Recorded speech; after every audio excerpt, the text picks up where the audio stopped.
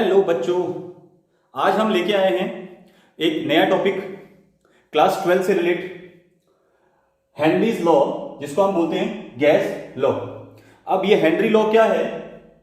Henry का जो पूरा नाम है उसको हम बोलते हैं William Henry.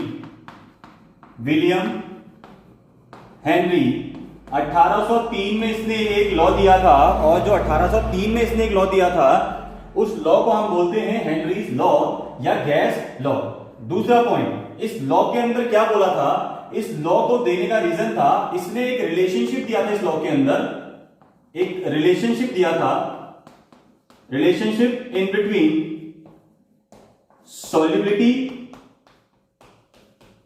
Solubility of gas and pressure के बीच में। ठीक है, इस लॉ के अंदर एक रिलेशनशिप क्रिएट किया गया था, एक रिलेशनशिप दिया था इसने, relationship in between solubility of a gas and pressure. ठीक, चलिए तीसरा, अब सबसे इंपॉर्टेंट चीज ये है कि हेनरी के दिमाग के अंदर कैसे ये बात आई होगी कि मुझे गैस को ही किसी लिक्विड में मिक्स करना है। हेनरी ने क्या किया? हेनरी ने किसी गैस को लिक्विड में मिक्स करने के लिए कैसे मिक्स करेंगे या उसकी सॉल्युबिलिटी क्या होगी, इसके बारे में बताया था। तो हेनरी ने क्या किया? हेनरी अपने एक दोस्त के वहां पे गया, तो उस दोस्त ने हेनरी को क्या किया, एक गिलास पानी लिया और इस पानी में कुछ शुगर मिलाया और हेनरी को पिला दिया। तो हेनरी ने देखा कि मेरा दोस्त क्या कर रहा है, लिक्विड में सॉलिड को मिक्स कर रहा है, यानी कि लिक्विड सॉल्वेंट के अंदर एक सॉलिड सॉल्यूट लिया, एक नॉन वोलेटाइल सॉल्यूट लिया और उसको पानी में डाला और मिक्स किया और मुझे पिलाया। ठीक है, उसके दिमाग में ये चीज आई।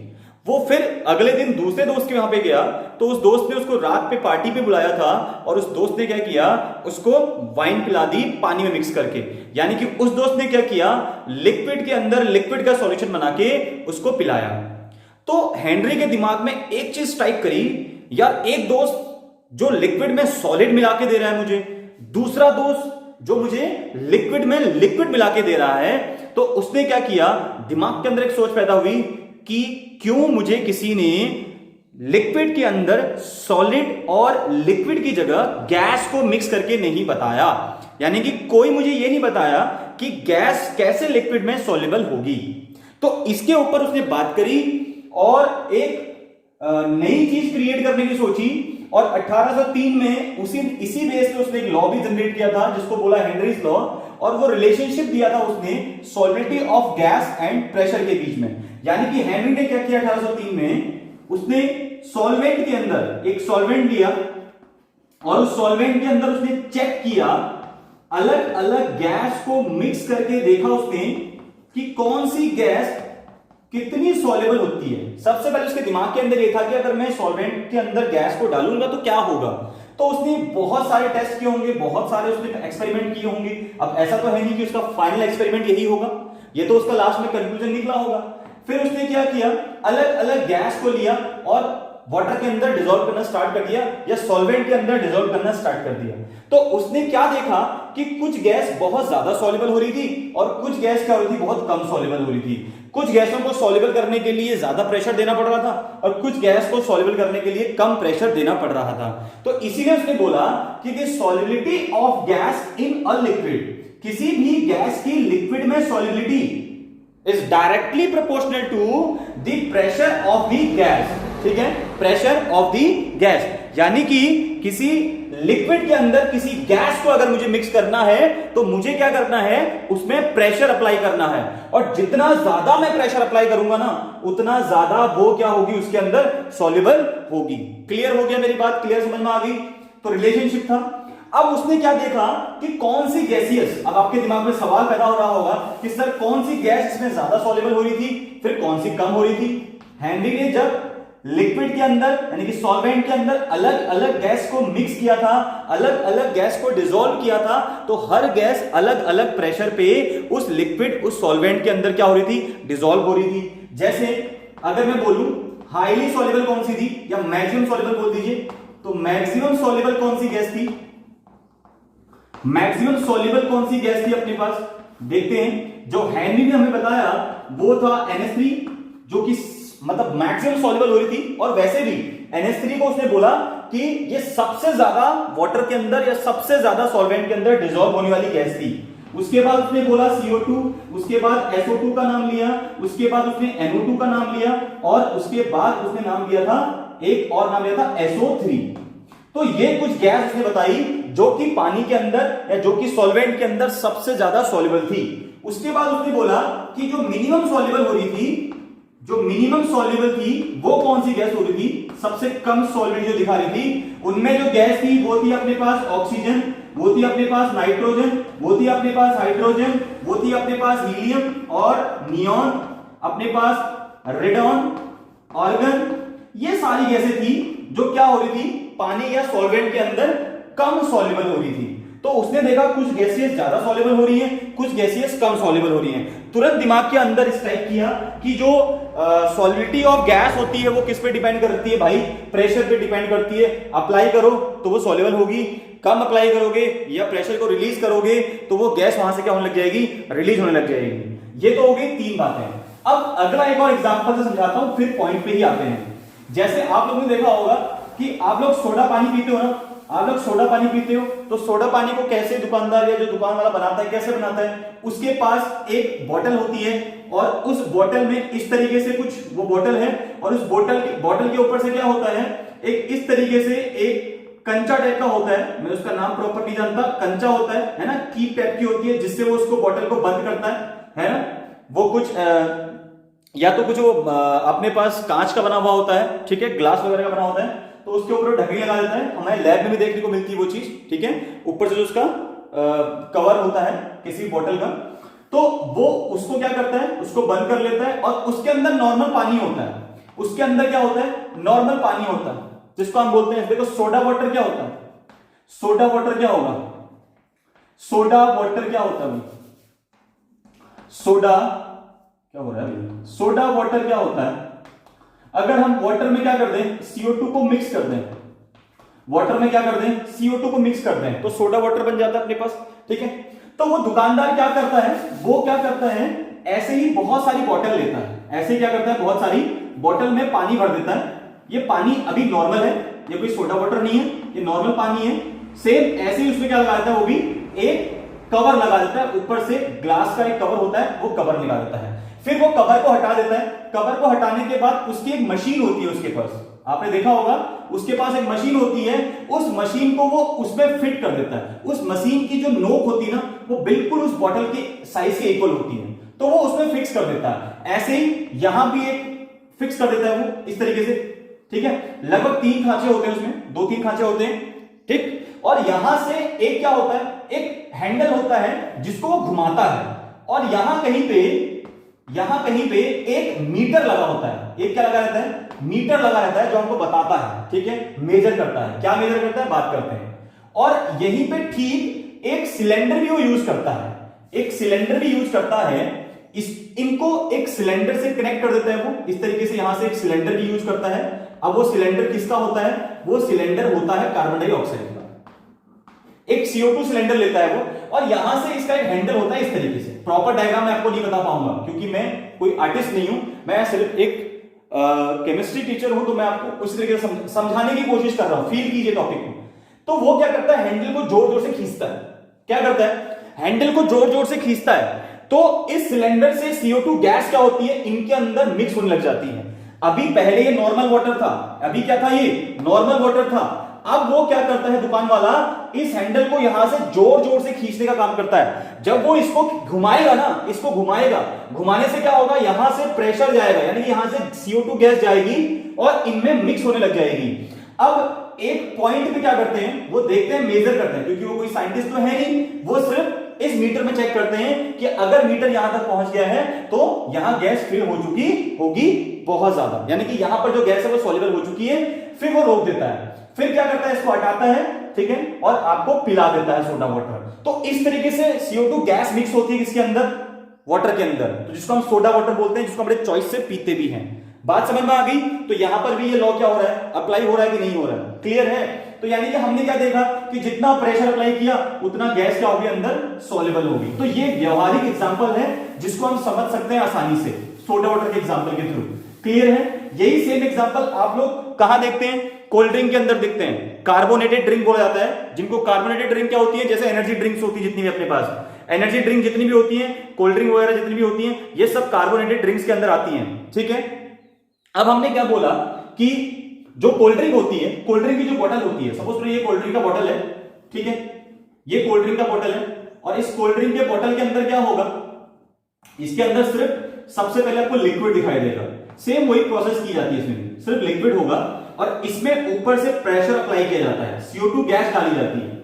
ये गैस क्या होगी? अंदर मिक्स हो जाएगी। अब आप लोग क्या करते हो ना, जब दुकान वाला इसको दुकान के बाहर रखता है तो ये गर्म रहती है, इसको पीने में बिल्कुल मजा नहीं आता। लेकिन जब दुकान वाला इसको घर फ्रिज के अंदर रखता है तो ठंडी जब हम पीते हैं, कोल्ड ड्रिंक को जब हम ठंडी पीते हैं तो पीने में मजा आता है। क्यों ऐसा? क्योंकि जब वो बॉटल ठंडी होती है ना, जब बॉटल ठंडी होती है तो क्या होता है, वहां पर टेम्परेचर बहुत कम होता है और प्रेशर मैक्सिमम होता है, और हाई प्रेशर पे गैस क्या होती है? सॉल्युबल होती है। तो जब आप उसको ठंडी पीते हो तो आपको मजा इसलिए आता है क्योंकि वो CO2 गैस उसके अंदर मिक्स रहती है, ठीक है। जब आप उसको गर्म पीते हो ना, जब आप उसको गर्म पीते हो तो क्या होता है, वहां पर टेम्परेचर ज्यादा हो जाता है और प्रेशर कम होने लग जाता है। यानी कि जब आप ढक्कन खोलते हो तो नीचे अंदर बॉटल के अंदर से ऊपर को एक क्या आता है, थोड़ा हल्का सा आप कह सकते हैं कि एक झोंका टाइप का बाहर को निकलता है ना, एक अलग सी आवाज आती है, सीटी जैसी आवाज आती है, और कुछ चीज बाहर को निकलती हुई फील होती है, ठीक है। वो कुछ चीज नहीं होती है, वो गैस होती है। वो कौन सी गैस होती है? CO2 गैस होती है। और जैसे ही वो गैस बाहर निकलती है ना, फिर उस पानी के अंदर सिर्फ लिक्विड ही लिक्विड रह जाता है, जो पियोगे तो सिर्फ आपको मीठा लगेगा। अगर आप CO2 निकलने के बाद उस पानी को पीते हो या उस लिक्विड को पीते हो, कोल्ड ड्रिंक को, तो वो सिर्फ आपको मीठा यानी कि स्वीट लगेगा, पीने में मीठा लगेगा, लेकिन मजा नहीं आएगा पीने में, क्योंकि उसके अंदर से CO2 गैस क्या हो चुकी है? रिमूव हो चुकी है। क्लियर हो गया? तो ये अपने पास कुछ डेली लाइफ के एग्जाम्पल थे। अब आते हैं इसकी डेफिनेशन पे। अभी बहुत बड़ी बड़ी बातें होनी बाकी हैं, ठीक है। चलिए बने रहिए मेरे साथ। The total mass of a gas, अब मैं स्टेटमेंट लिख रहा हूं, the total mass of a gas that dissolve in a definite का मतलब होता है फिक्स, ठीक है। कोई चीज आपने यूनिटी में ले ली, यूनिटी में ले ली, कोई चीज फिक्स ले ली, फिक्स यानी कि definite volume of liquid at constant temperature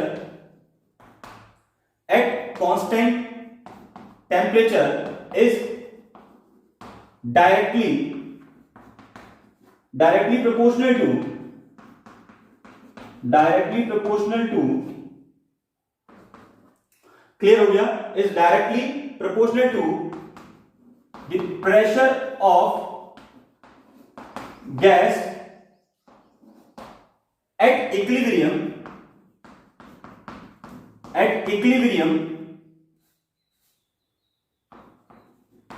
with solution। ये तो पूरा स्टेटमेंट हो गया, हेनरी का ये पूरा स्टेटमेंट है बेटा। इसके अलावा और कुछ इसमें ऐड करने की जरूरत नहीं है आपको, ठीक है। कंप्लीट स्टेटमेंट, जो बच्चे टॉप लेवल के होते हैं उनको पूरा पता होना चाहिए।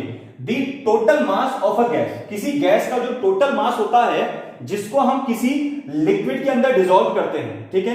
यानी कि मैंने फिक्स अमाउंट ऑफ लिक्विड ले लिया, मैंने 1 लीटर पानी ले लिया, 1 लीटर पानी में मैंने क्या किया, जो टोटल मास गैस का डिसॉल्व किया, वो किसके डायरेक्टली प्रोपोर्शनल होगा? वो उस गैस के ऊपर अप्लाई किए गए प्रेशर के डायरेक्टली प्रोपोर्शनल होगा। क्लियर हो गया? कैसे? देखो जरा, इसको हटा दे, ये नोट कर लिया। The total mass of a gas that dissolve in a definite volume of a liquid at constant temperature आपको कांस्टेंट रखना है, टेम्परेचर आपको फिक्स कर देना है, ठीक है, ना बढ़ाना ना घटाना। Is directly proportional to the pressure of gas at equilibrium with solution. चलिए बात करते हैं कैसे हो रहा है सब कुछ। चलो पहले थोड़ा हिंदी में लिख देते हैं इसको। हिंदी में देखो भाई, स्थिर ताप पर किसी द्रव के निश्चित आयतन पर या निश्चित आयतन में घुलित उस गैस के या उस गैस का द्रव्यमान विलयन में या विलयन के साथ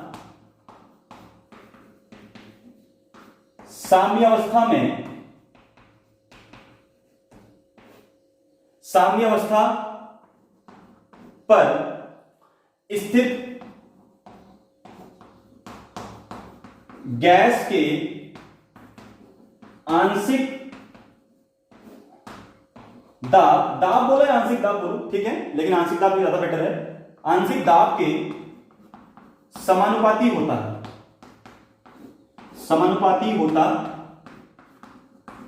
है। स्थिर ताप को स्थिर रखने पर किसी द्रव के निश्चित आयतन में घुलित उस गैस का द्रव्यमान विलयन के साथ साम्यावस्था पर स्थित गैस के आंशिक दाब के समानुपाती होता है। अब इसका मतलब क्या है? ये तो पूरी डेफिनेशन मैंने आपको लिखाई है, बच्चे तो इसको शॉर्ट ही लिखते हैं, मैक्सिमम टीचर भी इसको शॉर्ट में ही कराते हैं, मतलब कि छोटी डेफिनेशन लिखने की कोशिश करते हैं। इन शॉर्ट हम क्या लिख सकते हैं? देखो, solubility of a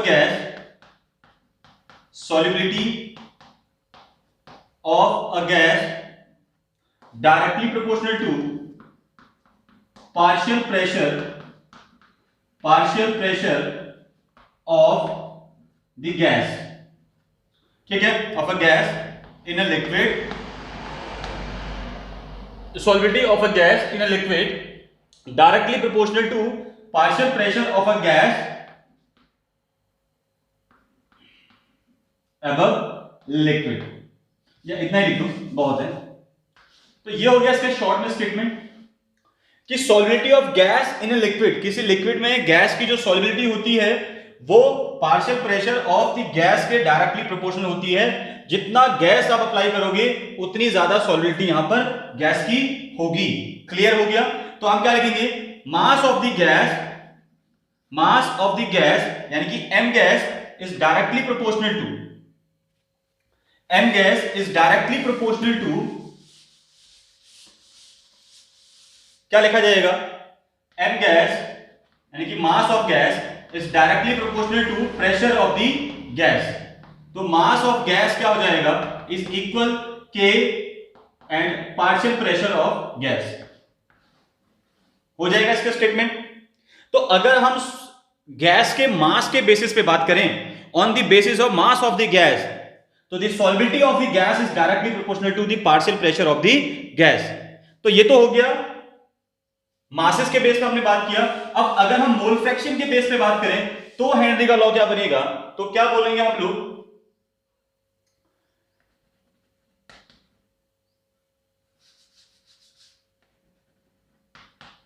mole fraction of gas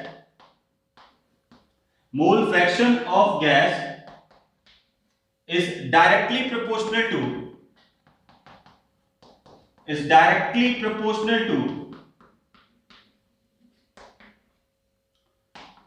the partial pressure of the gas,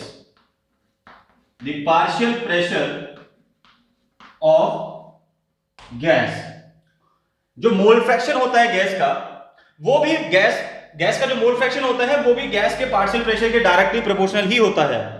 लेकिन यहां पे टर्म से मोल फ्रैक्शन ले लिया। अब देखो मोल फ्रैक्शन का मतलब क्या हुआ? मोल फ्रैक्शन मोल से रिलेट करता है, और मोल किन से रिलेट करते हैं? मोल रिलेट करता है मास से। मोल किससे रिलेट करता है? मोल रिलेट करता है मास से, और मोल फ्रैक्शन रिलेट करता है मोल से। तो डायरेक्टली या फिर इनडायरेक्टली अगर हम बात करना चाहें तो हम बात गैस के मास की ही कर रहे हैं। क्लियर हो गया? तो मोल फ्रैक्शन ऑफ गैस यानी कि गैस का मोल प्रभाज। एक बात याद रखने वाली और है कि जो भी हम गैस का मोल प्रभाज ले रहे हैं ये कौन सी स्टेज में ले रहे हैं, यानी कि मोल फ्रैक्शन ऑफ गैस जो हम ले रहे हैं ये कौन सी स्टेज में ले रहे हैं? ये ले रहे हैं वेपर फेज में। कौन सी फेज में ले रहे हैं? वेपर फेज में। ये याद रखने वाली बात है। लिक्विड और वेपर दो फेज होती हैं, अभी समझाऊंगा इसके बाद। गैस का मोल प्रभाज वाष्प प्रावस्था में उस गैस के आंशिक दाब के आंशिक दाब के समानुपाती होता है। क्या समझ में आया? The mole fraction of the gas is directly proportional to the pressure of the gas, यानी कि गैस का जो मोल प्रभाज होता है वाष्प प्रावस्था में, वो उस गैस के आंशिक दाब के समानुपाती होता है। ठीक है, जो उसका मोल प्रभाज होता है वो उस गैस के आंशिक दाब के समानुपाती होता है। ठीक हो गया। अब यहां से पॉइंट क्या आता है अपने पास कि सर वाष्प दाब क्या होता है, वाष्प प्रावस्था क्या होती है, यानी कि वेपर फेज क्या होती है, उसके ऊपर बात करते हैं। चलिए, तो दो टर्म में बात कर दी हमने, मास के टर्म में बात कर दी गैस के। अगर गैस का मास बढ़ाओगे तो भी प्रेशर के ऊपर डिपेंड करेगा, अगर मोल फ्रैक्शन के ऊपर बात करोगे तो वो भी गैस के प्रेशर के ऊपर ही डिपेंड करने वाला है। तो मोल फ्रैक्शन ऑफ गैस क्या हो गया? This is mole fraction of gas, ठीक है, is directly proportional to pressure of the gas, partial pressure of the gas. यही तो हमने बोला, यही हमने बोला था ना, स्टेटमेंट यही था हमारा। Mole fraction of the gas is directly proportional to partial pressure of the gas, यही हमने बोला। ठीक है, अब यहां पर एक वर्ड आया था वेपर फेज। क्या वर्ड आया था? वेपर फेज में मोल फ्रैक्शन। देखो वेपर फेज क्या होता है, सपोज करो ये अपने पास एक कंटेनर है, इसमें मैंने नीचे पानी फिल कर दिया इधर, और नीचे से इसको टेम्परेचर दिया, तो ये तो होगी लिक्विड फेज। ये क्या हो गया? लिक्विड फेज, जहां पे लिक्विड रखा हुआ है। अब इस लिक्विड फेज को मैं हीट करूंगा तो यहां से वेपर बननी स्टार्ट हो जाएगी। अब यहां जो मोल होंगे, यहां जो मोल फ्रैक्शन होगा उसको हम बोलेंगे वेपर फेज। बात समझ में आ गई? ठीक है, वेपर के जो मोल फ्रैक्शन होगा, वेपर का जो मोल फ्रैक्शन होगा उसको हम बोलते हैं वेपर फेज। वेपर में मोल फ्रैक्शन को बोला जाता है वेपर फेज। अगर जो वेपर होगी ऊपर, यहां जो मोल फ्रैक्शन होंगे वो वेपर फेज में होंगे, नीचे जो मोल फ्रैक्शन होगा वो लिक्विड फेज में होगा। तो ये कौन से मोल फ्रैक्शन है? वेपर फेज वाले। ठीक है, कौन से मोल फ्रैक्शन है? वेपर फेज वाले मोल फ्रैक्शन है। बात क्लियर? चलो अभी ध्यान से देखो, हमने क्या बोला? हमने बोला कि the mole fraction of the gas is directly proportional to partial pressure of the gas, partial pressure of the gas. ये इसका मैथमेटिकल रिप्रेजेंटेशन हो गया। अब साइन को हटा देंगे तो ये हो जाएगा partial pressure of the gas is equal, एक कांस्टेंट वैल्यू यहां से हम लगा देंगे, KH वैल्यू लगा दी हमने, ठीक है, into mole fraction of the gas. तो partial pressure, this is partial pressure आंशिक दाब, पार्शियल प्रेशर जिसको हम बोलते हैं आंशिक दाब, और ये अपने पास होता है KH। This is most important, KH। What is KH? KH क्या, देखो ध्यान से देखो, KH को हम लिखते हैं हेनरी कांस्टेंट। क्या लिखते हैं? Henry constant. ठीक है, हेनरी स्थिरांक। और इसी को हम एक और नाम से जानते हैं, और वो नाम होता है अपने पास, उसको हम एक और नाम जानते हैं, उसको हम बोलते हैं,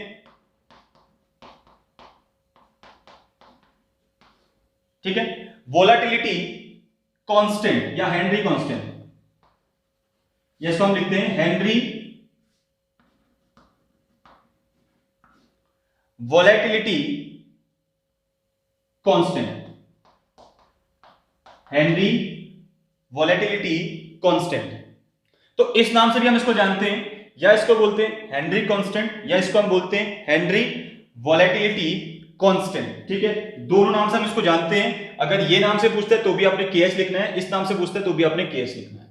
और ये हो गया मोल fraction of gas. This is mole fraction of gas. फिर मैं रिपीट कर रहा हूं, partial pressure of the gas जिसको हम आंशिक दाब बोलते हैं, KH हेनरी कांस्टेंट, या फिर इसको बोलते हैं हेनरी वोलेटिलिटी कांस्टेंट, और मोल फ्रैक्शन ऑफ गैस, ये X गैस जो हो गया मोल फ्रैक्शन ऑफ गैस, यानी कि गैस के मोल प्रभाज। ठीक है, अब दूसरी बात जो आती है, अब बात आती है कि यहां पर इस पॉइंट के अंदर हेनरी कांस्टेंट का यूनिट क्या होगा। ठीक है, तो अगली बात जो हम करेंगे वो करेंगे KH की यूनिट की बात करेंगे, यानी कि हेनरी कांस्टेंट की यूनिट क्या होगी, KH की यूनिट क्या होने वाली है। ध्यान से देखो जरा, ध्यान से देखो, हमने क्या बोला, हमने बोला था कि partial pressure of gas is equal K H mole fraction of gas.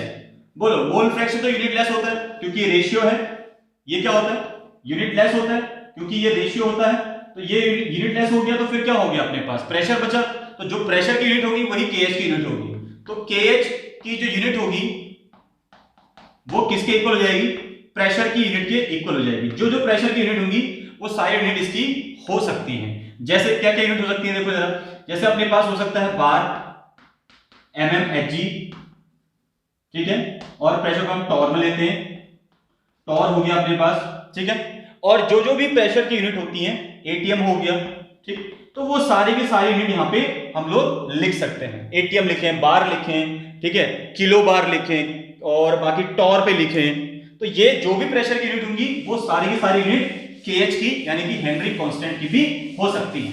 Clear? अच्छा, अगली बात आती है, अगर मैं यहां पर, अगर हम यहां एक ग्राफ खींचे, अगर हम यहां क्या कर दें, एक ग्राफ ड्रॉ करें, और वो ग्राफ किसके बीच में ड्रॉ करें, वो ग्राफ ड्रॉ करें पार्शियल प्रेशर और मोल फ्रैक्शन ऑफ गैस के ऊपर। इधर हम पार्शियल प्रेशर ले लें, इधर हम पार्शियल प्रेशर ले लें, आंशिक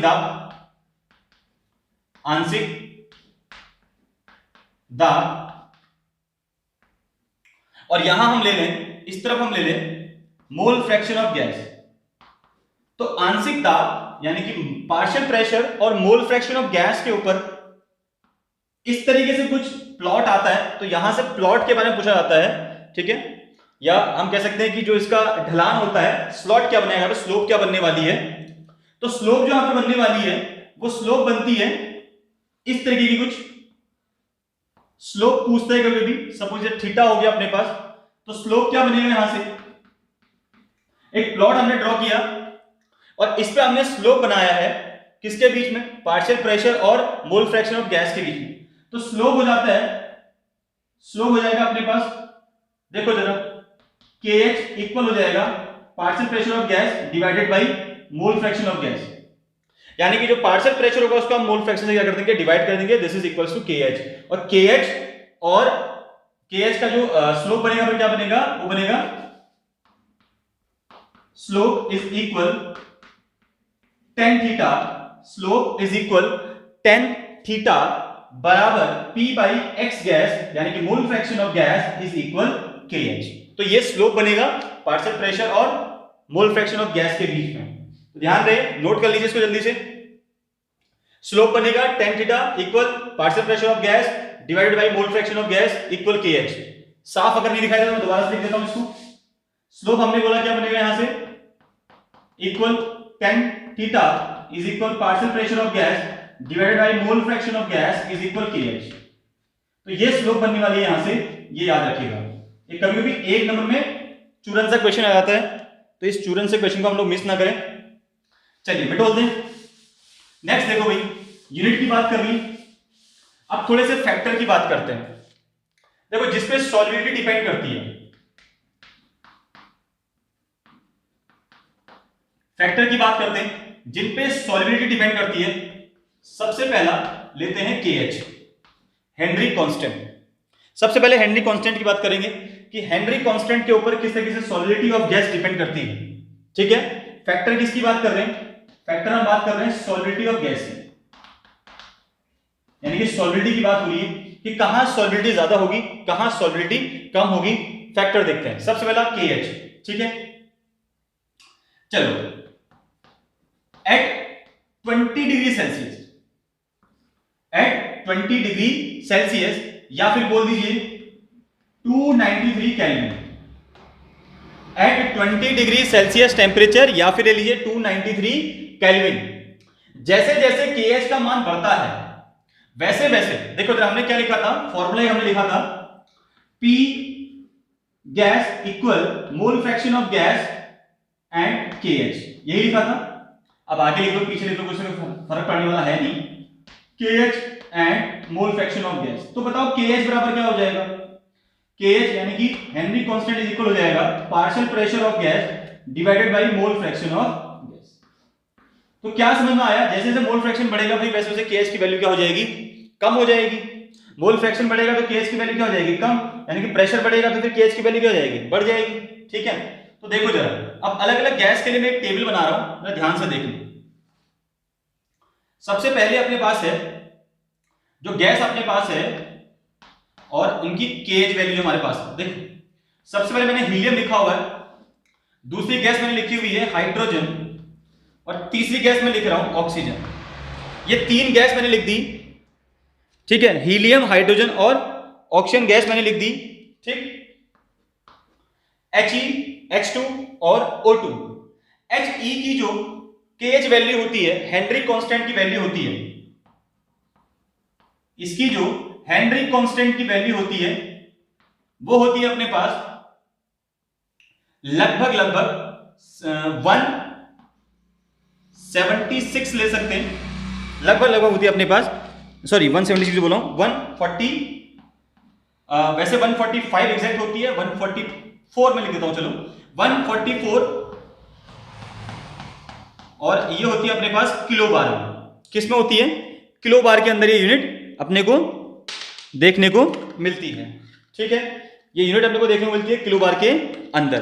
दूसरा अपने पास H2 की होती है लगभग 75 किलो बार, क्लियर, और इसकी होती है 35 किलो बार। तो हमने एक चीज क्या बोली कि जिसका KH जितना ज्यादा होगा उसका मोल फ्रैक्शन ऑफ गैस उतना कम होगा, और जिसका मोल फ्रैक्शन ऑफ गैस कम होगा उसकी सॉल्युबिलिटी भी क्या हो जाएगी, उसकी सॉल्युबिलिटी भी क्या हो जाएगी भाई, कम हो जाएगी। समझ रहे हो, उसकी सॉल्युबिलिटी भी क्या हो जाएगी, कम हो जाएगी। यानी कि जिसका KH बढ़ेगा, देखो जिसका KH ज्यादा होगा, जिसका KH ज्यादा होगा उसका मोल फ्रैक्शन ऑफ गैस क्या हो जाएगा, उसका मोल फ्रैक्शन ऑफ गैस हो जाएगा कम, और जिसका मोल फ्रैक्शन ऑफ गैस कम हो जाएगा उसकी सॉल्युबिलिटी भी क्या हो जाएगी, कम हो जाएगी। तो जिसका KH कम होगा उसकी सॉल्युबिलिटी ज्यादा होगी। इससे रिलेट कर सकते हैं हम लोग, हमने क्या बोला, जिसका KH ज्यादा होगा उसका मोल फ्रैक्शन ऑफ गैस क्या हो जाएगा, कम हो जाएगा। जिसका मोल फ्रैक्शन ऑफ गैस कम हो जाएगा उस पे प्रेशर भी कम लगेगा, और जिसका प्रेशर कम लगेगा उसकी सॉल्युबिलिटी भी क्या हो जाएगी, कम हो जाएगी। तो जितना कम मोल फ्रैक्शन होगा, देखो जरा, जितना कम मोल फ्रैक्शन होगा प्रेशर भी उतना कम लगेगा, यानी कि KH की वैल्यू जितनी ज्यादा होगी मोल फ्रैक्शन ऑफ गैस उतना कम, सॉल्युबिलिटी कम। KH की वैल्यू जितनी कम मोल फ्रैक्शन उतना ज्यादा, सॉल्युबिलिटी उतनी ज्यादा। बोलो इन तीनों में सबसे ज्यादा सॉल्युबल कौन, ऑक्सीजन। सबसे ज्यादा सॉल्युबल कौन, ऑक्सीजन। क्यों, just because of their lower value of Henry constant. इसकी हेनरी कांस्टेंट की वैल्यू कम होती है, 35 किलो बार की समथिंग होती है, तो इसलिए इन तीनों में अगर हम कंपेयर करें तो हीलियम से ज्यादा ऑक्सीजन की सॉल्युबिलिटी होगी। अगर सवाल आता है, अगर क्वेश्चन बनता है कि which one is more soluble gas, या which gas having the more solubility, helium, hydrogen, oxygen, and why, cause भी पूछता है, तो हम क्या लिखेंगे, oxygen having the maximum solubility just because of their lower value of Henry constant. Oxygen having the maximum solubility in the solvent या in a liquid just because of their lower value of Henry constant. ठीक है, Henry constant की value कम होने की वजह से वहां पर मोल फ्रैक्शन ज्यादा होगा, मोल फ्रैक्शन ज्यादा होने से वहां पर मास भी क्या होगा, गैस का ज्यादा होगा, गैस का मास ज्यादा होगा तो सॉल्युबिलिटी भी क्या होगी, मैक्सिमम होगी। बात क्लियर होगी। तो यानी कि KH की वैल्यू पे कैसे डिपेंड करता है, KH का मान जितना ज्यादा होगा सॉल्युबिलिटी उतनी कम होती जाती है। क्लियर हो गया, मिटोल दें। चल, तो अब बात समझ में आ गई, बात समझ में आई, कोई भी गैस ज्यादा सॉल्युबल क्यों हो रही थी, कम सॉल्युबल क्यों होती, पूरा खेल है हेनरी कांस्टेंट का। दूसरा हमने बोला टेम्परेचर। टेम्परेचर एक फैक्टर और है। अगर सिंपल सी बात देखो, टेम्परेचर को हम बढ़ा दें, टेम्परेचर को बढ़ाते हैं तो हम लोग बोलते हैं कि KH की वैल्यू भी बढ़ती है। ऐसा क्यों हो रहा है, हमने क्यों बोला कि टेम्परेचर बढ़ने से KH बढ़ेगा, वो इसलिए क्योंकि इस टाइम पे जो मोल फ्रैक्शन ऑफ गैस होते हैं ना वो कम होते हैं। सर जी समझ में नहीं आया कि टेम्परेचर बढ़ा रहे हैं, KH बढ़ रहा है, मोल फ्रैक्शन कम हो रहा है, और हमें पता है कि मोल फ्रैक्शन कम होने के साथ साथ सॉल्युबिलिटी ऑफ गैस भी क्या हो जाएगी, डिक्रीज हो जाएगी। अब कॉमन सेंस लगाओ, टेम्परेचर बढ़ने से कभी क्या सॉल्विटी बढ़ सकती है? कभी नहीं बढ़ेगी। टेम्परेचर बढ़ेगा तो सॉल्विटी हमेशा कम होगी, क्योंकि देखो अगर आप कोल्ड ड्रिंक को बाहर रखोगे तो गर्म होगी ना, उसका टेम्परेचर बढ़ा तो गैस रिलीज होगी, गैस फॉल हो जाएगी, बाहर निकल जाएगी, ठीक है। तो गैस बाहर निकलेगी तो सॉल्विटी क्या हो जाएगी? गैस की कम हो जाएगी। तो सिंपल सी बात है, टेम्परेचर बढ़ने से क्या होगा? सॉल्विटी बढ़ती है। और सॉल्विटी कब बढ़ती है? जब सॉल्विटी बढ़ती है तो मोल फ्रैक्शन भी बढ़ता है, ठीक है। और जब मोल फ्रैक्शन बढ़ेगा तो KH कम होगा। लेकिन यहां पर उल्टा हो रहा है, देखो जरा, टेम्परेचर बढ़ने के साथ साथ सॉल्विटी क्या होती है? कम होती है। टेम्परेचर कम होगा तो सॉल्विटी बढ़ेगी, सॉल्विटी अगर टेम्परेचर कम होगा तो सॉल्विटी बढ़ेगी, अगर टेम्परेचर बढ़ेगा तो सॉल्विटी कम हो जाएगी। तो टेम्परेचर के इनवर्सली प्रोपोर्शनल होती है सॉल्युबिलिटी। बस इतना समझ लो, ये समझ गए तो पॉइंट समझ गए आप। यहां से एक सवाल आता है बोर्ड एग्जाम के अंदर, एकेडमिक लेवल पे सवाल आता है, क्या आता है बात करते हैं। टेम्परेचर बढ़ने पर सॉल्युबिलिटी क्या हो जाएगी? कम हो जाएगी। तो देखो टेम्परेचर बढ़ा, सॉल्युबिलिटी कम। जब सॉल्युबिलिटी कम होगी तो मोल फ्रैक्शन अपने आप कम हो जाएगा, और जिसका मोल फ्रैक्शन कम होता है उसका KH क्या होता है? ज्यादा होता है। आ गया समझ में? अब सवाल क्या बनता है? देखो सवाल बनता है कि जितने भी एक्वेटिक स्पीसीज होती हैं, जितनी भी एक्वेटिक स्पीसीज होती हैं, एक्वेटिक एलिमेंट बोल दीजिए या फिर स्पीसीज बोल दीजिए, तो जितने भी एक्वेटिक एनिमल्स होते हैं या स्पीसीज होती हैं वो कोल्ड वाटर में ज्यादा कंफर्टेबल होती हैं।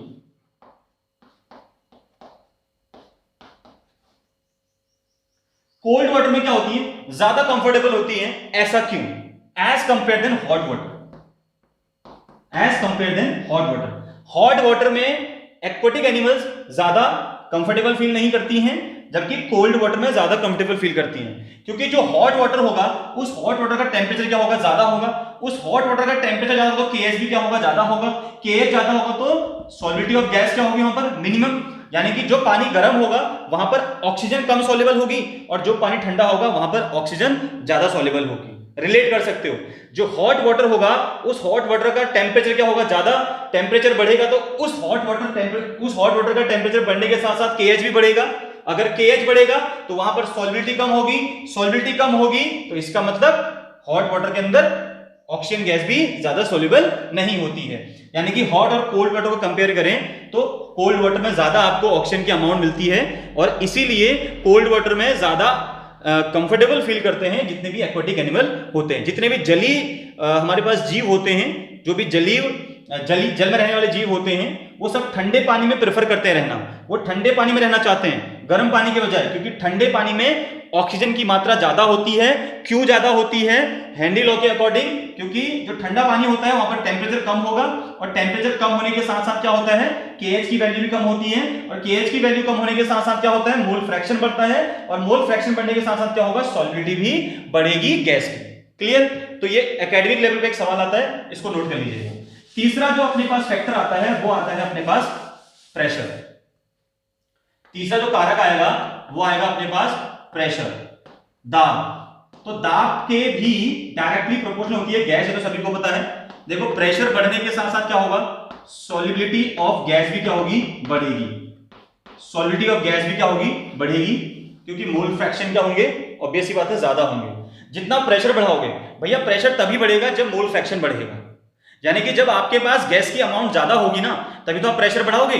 आपके पास गैस थोड़ी बहुत है तो थोड़ा बहुत प्रेशर लगाओगे। ज्यादा मात्रा में अगर आपके पास गैस होगी तो आप प्रेशर ज्यादा अप्लाई करोगे उसके ऊपर। बात समझ में आ गई?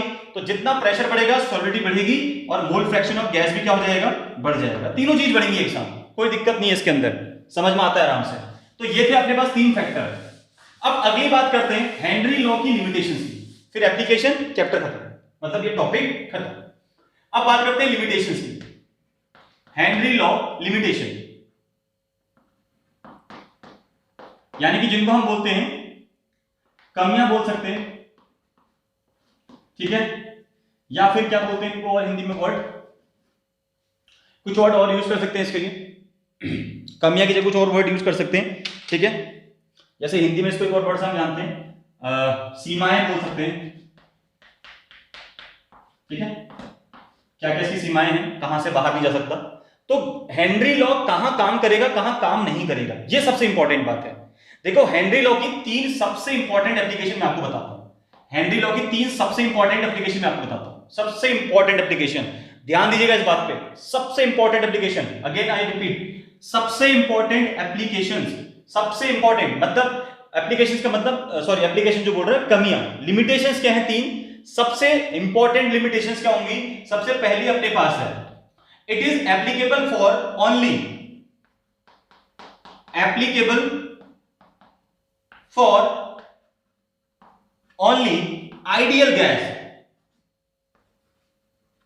ये सिर्फ आइडियल गैस के लिए ही एप्लीकेबल है, सिर्फ आइडियल गैस के लिए एप्लीकेबल होगी, यानी कि हेनरी लॉ सिर्फ आदर्श गैस के ऊपर काम करेगा, ठीक है, सिर्फ आइडियल गैस के ऊपर ही काम करता है।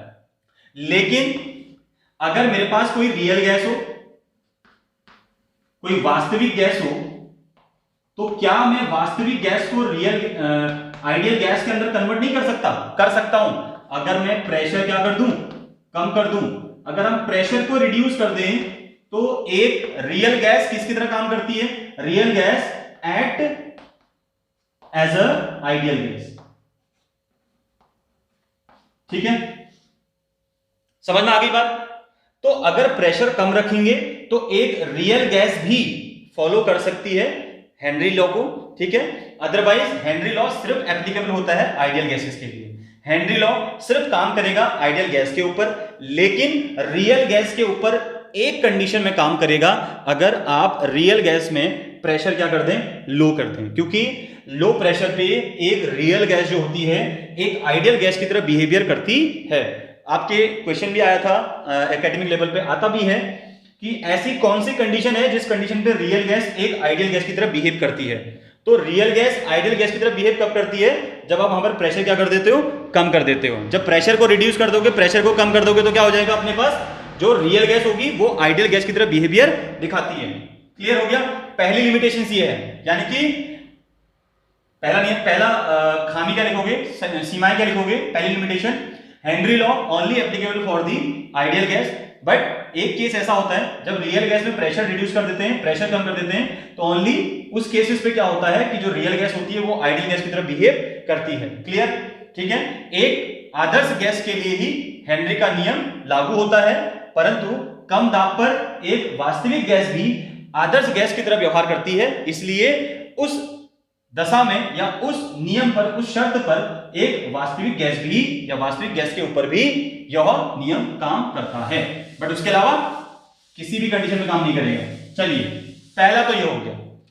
दूसरा लिमिटेशन, दूसरी कमी क्या हो जाएगी, दूसरी सीमाएं क्या होगी, दूसरा लिमिटेशन क्या है हेनरी लॉ का, हेनरी लॉ ऐसे गैस के ऊपर काम नहीं करता जो पानी के साथ रिएक्शन करती है। सपोज कोई गैस है अपने पास और वो वाटर के साथ रिएक्शन कर ले रही है और कोई कंपाउंड बना दे रही है, ठीक है, ठीक, तो क्या लिखेंगे, Henry law do not applicable for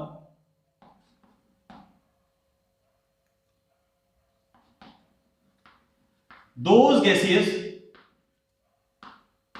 which undergoing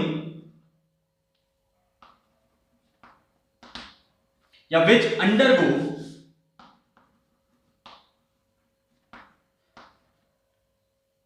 chemical change या chemical reaction. Henry law do not applicable for those gases which undergoes chemical change. ये उन गैसियस के लिए एप्लीकेबल नहीं होता है। सिंपल भाषा में समझा रहा हूं, हेनरी लॉ उन गैसों के लिए नहीं यूज किया जाता है जो गैस पानी के साथ अभिक्रिया करती हैं, जो गैस पानी के साथ रिएक्शन करती हैं। तो जो गैस पानी के साथ रिएक्शन करेंगी उनके लिए यह लॉ उपयोग में नहीं आता है। इस रूल का, इस लॉ का हम लोग यूज नहीं कर सकते। जैसे अपने पास NH3 है, NH3 वाटर के साथ रिएक्शन कर जाता है और बनाता है अमोनियम हाइड्रोक्साइड। ऐसे ही SO3 है, SO3 भी H2 के साथ रिएक्शन करके बना देता है H2SO4। ऐसे ही अपने पास CO2 है, H2O के साथ रिएक्शन करके बना देता है कार्बोनिक एसिड H2CO3। तो ये तीनों ही गैसों के लिए हेनरी लॉ नहीं लगने वाला, इनके लिए हेनरी लॉ नहीं है। जो पानी के साथ रिएक्शन करके कंपाउंड बनाते हैं, जो पानी के साथ रिएक्शन करके केमिकल रिएक्शन में जो पार्टिसिपेट हो जाते हैं, या केमिकल रिएक्शन में जो कह सकते हैं केमिकल रिएक्शन दिखाते हैं पानी के साथ, उनके लिए हेनरी लॉ नहीं यूज होता है। Henry law not applicable for those gases which undergoes chemical change या विच अंडरगोज केमिकल रिएक्शन। जो केमिकल रिएक्शन में जाते हैं, केमिकल चेंज में जाते हैं, जिनमें केमिकली चेंज हो जाता है, उनके लिए ये लॉ एप्लीकेबल नहीं होता है। Just example, NH3 plus H2O it gives ammonium hydroxide, SO3 plus H2O it gives sulfuric acid, CO2 plus H2O it gives carbonic acid. तो ये तो एसिड बना दे रहे हैं, कंपाउंड फॉर्म कर रहे हैं, तो इनके लिए ये लॉ फॉलो नहीं होगा। तो दूसरा लिमिटेशन क्या है, दूसरी सीमा क्या है इसकी, कि यह नियम उन गैसों के लिए यूज नहीं होता है जो गैस पानी के साथ अभिक्रिया करती है। तीसरा नियम क्या हो जाएगा, तीसरी सीमा क्या हो जाएगी, तीसरी लिमिटेशन, लिमिटेशन का मतलब समझ रहे हो ना, कमी होती है, ठीक है। तीसरी लिमिटेशन क्या है, यह उन गैसों के लिए भी एप्लीकेबल नहीं है जो या तो डिसोशिएट होते हैं या फिर एसोसिएट होते हैं, यानी कि जो पानी में टूटते हैं या फिर जुड़ते हैं, ठीक है। अगर मैं किसी गैस को पानी में डाल दूं, किसी गैस को वाटर में डिसॉल्व कर दूं, किसी गैस को वाटर में डिसॉल्व कर दूं, तो या तो वो गैस में क्या हो जाएगा, वो गैस वाटर में क्या होगी, या तो वो डिसोशिएट होगी यानी कि टूटेगी, या तो वो गैस पानी के अंदर जाते ही क्या हो जाएगी, टूट जाएगी, डिसोशिएट होगी, या फिर क्या होगी, एसोसिएट होगी, या डिसोशिएट होगी या क्या होगी, एसोसिएट, या टूटेगी या जुड़ेगी। जैसे NH3 पानी में डाला तो जुड़ गया, NH3 को पानी में डाला तो क्या हो गया, जुड़ गया, क्या बना, अमोनियम हाइड्रोक्साइड। अगर मैं HCl को डाल दूं तो क्या बन जाएगा, H positive plus Cl negative. ये आयंस में टूट जाएगा, ये आयंस में क्या होगा, टूटेगा। अगर ये आयन में टूटेगा तो ये क्या हो रहा है, डिसोशिएट हो रहा है। NH3 ने क्या किया, पानी से रिएक्शन करके एक नया मॉलिक्यूल बना लिया, एक नया कंपाउंड रिफॉर्म कर दिया, तो वो क्या हो गया अपने पास, एसोसिएट हो गया। तो जो पानी में जो गैस या तो डिसोशिएट होती है या एसोसिएट होती है, उनके लिए भी हेनरी लॉ एप्लीकेबल नहीं है, ठीक। तो ये थी अपने पास लिमिटेशंस। नेक्स्ट एप्लीकेशंस पे आते हैं और खत्म करते हैं लॉ को। इसका आखिरी बिंदु, आखिरी पॉइंट, एप्लीकेशन ऑफ एप्लीकेशंस यानी कि उपयोग। हेनरी लॉ के उपयोग क्या क्या हैं, 3 यूज हैं। सबसे पहला क्या आएगा भाई, सबसे ज्यादा हम इस्तेमाल करते हैं इसका, कहां ये लॉ यूज होने वाला है, सबसे ज्यादा यूज किया जाता है अपने पास कार्बोनेटेड जो भी अपने पास ड्रिंक्स होती हैं उनको, उनमें CO2 गैस को फिल करने के लिए, ठीक है। तो हम बोल सकते हैं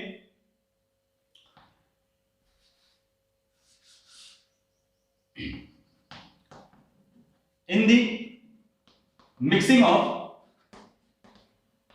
CO2 gas in soda water,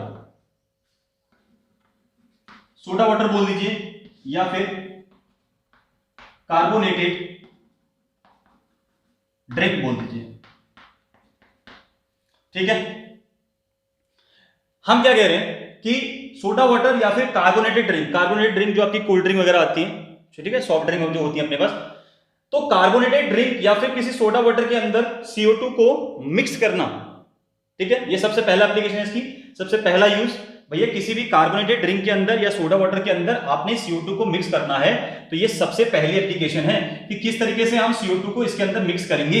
तो जब हम कोल्ड ड्रिंक के अंदर CO2 को मिक्स करते हैं तो वहां पर कौन सा लॉ, कौन सा नियम यूज होता है, वो होता है हेनरी का लॉ। तो सबसे पहला नियम क्या हो गया इसका कि किसी भी सोडा वाटर यानी कि सोडा पानी में, या शीतल जल बोल सकते हो, शीतल जल में CO2 को क्या करना, मिक्स करना, ठीक है, या CO2 को विलेय करना, या CO2 की विलेयता में हेनरी लॉ का उपयोग होता है। बाकी मैं आपको इसकी डिटेलिंग हिंदी में क्या कर रहा हूं, ऊपर पेस्ट कर दिया मैंने, आप इसको पढ़ लीजिए, नोट भी कर लीजिए, ठीक है। तो CO2 को जब हम सोडा वाटर के अंदर मिक्स करते हैं तो वहां इसका यूज होता है, पहला यूज। दूसरा यूज इसका सबसे इंपॉर्टेंट है, जो हम दूसरा यूज देखने वाले हैं वो सबसे इंपॉर्टेंट है। तो दूसरी एप्लीकेशन क्या होगी इसकी, जो क्यूबा सी डाइवर्स होते हैं, ठीक है, जो क्यूबा सी डाइवर होते हैं उनके लिए सबसे ज्यादा इस्तेमाल किया जाता है। जो क्यूबा सी डाइवर होते हैं इनको हम एक और नाम से जानते हैं, डीप सी डाइवर, यानी कि जो गोताखोर होते हैं पानी के अंदर जाते हैं, समुद्र के अंदर, ठीक है, वो भी इस लॉ का यूज करते हैं। सपोज करो ये समुद्र है, यहां से नीचे पूरा समुद्र है, ठीक है, इसमें पूरा पानी, ये पूरा पानी, ठीक। अब यहां से गोताखोर नीचे जाएगा, तो नीचे जाएगा तो गोताखोर क्या करेगा, nitrogen plus oxygen plus helium का एक मिक्सचर लेके जाता है, एक सिलेंडर लेके जाएगा अपने साथ, उनमें ये सारी गैसें होती हैं। तो जैसे जैसे वो क्या करेगा, अभी ये गोताखोर यहां पे है, सपोज मानो इधर गोताखोर है, तो अभी यहां पर कौन सा प्रेशर अप्लाई हो रहा है, एटमॉस्फेरिक प्रेशर अप्लाई हो रहा है। कौन सा प्रेशर है, वायुमंडलीय दाब लगेगा सिर्फ। जैसे जैसे ये पानी के अंदर जाएगा तो क्या होगा, पानी के अंदर टेम्परेचर क्या होगा, कम होगा। सपोज करो यहां से ले गया तो यहां पर टेम्परेचर क्या होगा अपने पास, यहां पे टेम्परेचर क्या होगा, सबसे कम होगा, मिनिमम होगा, ठीक है, टेम्परेचर क्या होगा, मिनिमम होगा। और दूसरी बात यहां पर प्रेशर क्या होगा, मैक्सिमम होगा। तो जब ये गोताखोर, ये सी डाइवर क्या होते हैं, बिल्कुल पानी की तली में चले जाते हैं, तो वहां पर प्रेशर बहुत ज्यादा हो जाता है। प्रेशर ज्यादा होने की वजह से हमारी बॉडी के अंदर ये नाइट्रोजन और ऑक्सीजन की अमाउंट सबसे ज्यादा क्या हो जाती है, सॉल्युबल हो जाती है। इन दोनों की जो अमाउंट होती है, नाइट्रोजन ज्यादा सॉल्युबल होती है, तो ये दोनों क्या लग जाती है, ब्लड के अंदर मिक्स हो जाती है। कहां सॉल्युबल होने लग जाती है, ब्लड के अंदर। तो जब हम बहुत नीचे चले जाते हैं तो हमको घुटन सी महसूस होने लग जाती है, क्योंकि ऑक्सीजन के साथ साथ नाइट्रोजन भी है उसमें। तो जब वो गोताखोर ऊपर आता है, जब वो गोताखोर क्या होता है, वो सी डाइवर ऊपर आते हैं, तो ऊपर आते वक्त क्या होता है, वो डायरेक्ट, क्योंकि एकदम से प्रेशर रिलीज होता है, ठीक है, जैसे ही वो ऊपर को आता है तो बहुत कम समय में प्रेशर रिलीज होता है, जल्दी जल्दी प्रेशर रिलीज होगा, क्योंकि ऊपर को आ रहे हैं फटाफट से। तो ऊपर को जैसे जैसे वो आते हैं तो एकदम से प्रेशर रिलीज होता है, तो प्रेशर को रिलीज होने के लिए कोई जगह नहीं मिलती है, वो हमारे इन वेन्स के थ्रू आने लग जाता है बाहर, इन वेन्स के थ्रू बाहर निकलता है। तो जब वेन्स के थ्रू बाहर निकलता है तो बबल्स क्रिएट हो जाते हैं यहाँ पे, ठीक है, फफोले, वो ना बुलबुले टाइप के आने लग जाते हैं ऐसे, ठीक। तो कहीं कहीं पर क्या होता है, वो ब्लड क्लॉटिंग होने लग जाती है, कहीं पर कुछ और दिक्कत आने लग जाती है। तो बहुत सारी दिक्कतें आती हैं जिसकी वजह से उस इंसान की मौत भी हो सकती है, ठीक है। और सबसे ज्यादा जो अफेक्ट ये डालते हैं ना, ये सबसे ज्यादा अफेक्ट डालते हैं अपने पास ब्रेन में, हार्ट में, ठीक है, और जॉइंट्स वगैरह में, ठीक, और लंग्स में। ये चार चीजें अफेक्ट होती हैं इस बीमारी से, ठीक है। और इससे जो होने वाली डिजीज है उसको हम बोलते हैं बैंड। क्या बोलते हैं, बैंड बोलते हैं, ठीक, क्या बोलते हैं, बैंड डिजीज इसको बोलते हैं, जो इससे डिजीज होती है। किससे डिजीज होती है, जो भी ये ब्लड, जो भी ये वेन से हमारे पास बाहर को बबल्स दिखाई देते हैं, ठीक। हमने क्या बोला, जैसे हम नीचे को जाते हैं तो प्रेशर क्या होता है, बढ़ता है, फिर वापस आता है, प्रेशर रिलीज होता है। तो प्रेशर जो रिलीज होता है वो कहां से रिलीज होता है हमारे पास, वो प्रेशर, यानी कि जो गैस अंदर गई थी वो गैस कहां से रिलीज होगी, ये वेन्स के थ्रू रिलीज होती है। गैस कहां से रिलीज होती है, ये हमारे वेन से रिलीज होती है। तो जल्दी रिलीज होने की वजह से, क्योंकि उसको टाइम नहीं है, फटाफट रिलीज होना है, तो वो प्रोसेस से होते हुए वो जहां पर होगी वहीं पर से वापस लौटने की कोशिश करती है। और हमारे वेन्स में क्या होने लग जाते हैं, कुछ आपको बबल्स दिखाई देते हैं। बबल्स का मतलब हो गया कि यहाँ पर कुछ आपको इस तरीके से दाने टाइप के दिखाई देंगे, वो वहीं से गैस रिलीज होती है। और उस डिजीज को हम बोलते हैं, उस बीमारी को हम बोलते हैं बेंड्स। क्या बोलते हैं, बेंड्स बोलते हैं उस बीमारी को, ठीक है। इस बीमारी को हम बहुत नाम से जानते हैं, एक तो बेंड्स बोलते हैं, और इसी बीमारी को हम एक और नाम से जानते हैं, और उस बीमारी का नाम होता है अपने पास, उसको हम बोलते हैं कैसिन बोलते हैं, कैसिन। एक और नाम जानते हैं इस बीमारी को, एक तो हम बोलते हैं बेंड्स, और एक और नाम है इसका नाम है अपने पास कैसिन। इसी का नाम कैसिन भी होता है, ठीक है। और एक और नाम से हम इसको जानते हैं डिकम्प्रेशन सीकनेस भी इसको हम बोलते हैं, और लिख लो, और डिकम्प्रेशन सीकनेस भी इसको बोला जाता है। बेंड्स को ही हम इस नाम से भी जानते हैं, ठीक है, डबल एस।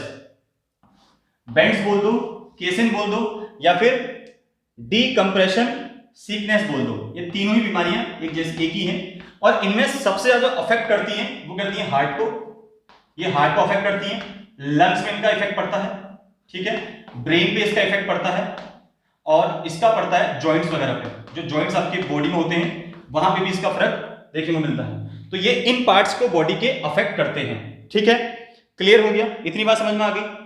बेंड्स समझ में आया आपको क्या होती है? जो हमारे वेन्स के थ्रू जब प्रेशर रिलीज होता है तो वहां पे जो बबल्स आपको दिखाई देते हैं उसी को हम बेंड्स बोलते हैं, उसकी वजह से इंसान की कुछ हद तक मौत भी हो सकती है। तीसरा, जब हम हाई एल्टीट्यूड पे जाते हैं, ठीक है, हाई एल्टीट्यूड मतलब जितने भी माउंटेनर्स होते हैं जो क्लाइंबिंग करते हैं, सपोज जो क्लाइंबिंग करते हैं, देखो जरा, जब आप पीक पॉइंट पे चले जाओगे ना यहाँ पे, तो यहाँ पे क्या होगा, प्रेशर बहुत कम देखने को मिलेगा आपको। प्रेशर क्या मिलेगा, बहुत कम देखने को मिलेगा। जितना आप हाइट पे जाते रहोगे प्रेशर क्या होता रहेगा, डिक्रीज। प्रेशर कम होगा तो गैस की आपको सॉल्युबिलिटी भी कम मिलेगी, गैस की सॉल्युबिलिटी क्या होगी, कम मिलेगी, यानी कि हाइट पे जाने पर क्या होगा, ऑक्सीजन की अमाउंट क्या होने लग जाएगी, कम, ऑक्सीजन आपको कम मिलेगी। तो लैक ऑफ ऑक्सीजन, ऑक्सीजन की कमी की वजह से आपको क्या कर सकते हैं, आपको कुछ दिक्कतें यहां से आ सकती हैं, कुछ आपके साइड इफेक्ट देखने को मिलेंगे। अब वो साइड इफेक्ट कौन कौन से होते हैं, आपके दिमाग में क्या चल रहा होगा उस टाइम पे, कौन कौन से साइड इफेक्ट आपके दिमाग के अंदर चल रहे होंगे।